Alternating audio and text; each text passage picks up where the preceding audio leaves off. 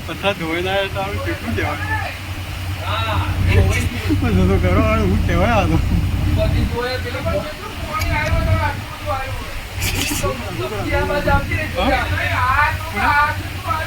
અરે ખરી